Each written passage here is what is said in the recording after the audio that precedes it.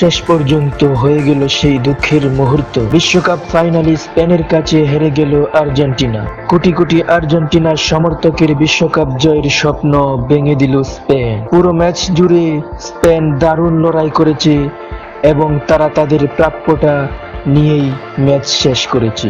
পুরো ম্যাচ জুড়ে আর্জেন্টিনা নিজেদের সেরা ছন্দ ছিলই না, তারা খুবই বাজে ফুটবল খেলেছে।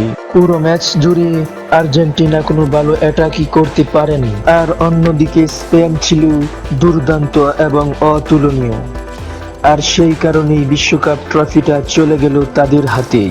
তবে এই হারে আর্জেন্টিনার লড়াইকে ছোট করে দেখার কোনো সুযোগ নেই। টুর্নামেন্ট জুড়ে তারা অসাধারণ ফুটবল খেলেছে এবং ফাইনাল পর্যন্ত পৌঁছে কোটি ভক্তের হৃদয় জয় করে নিয়েছে।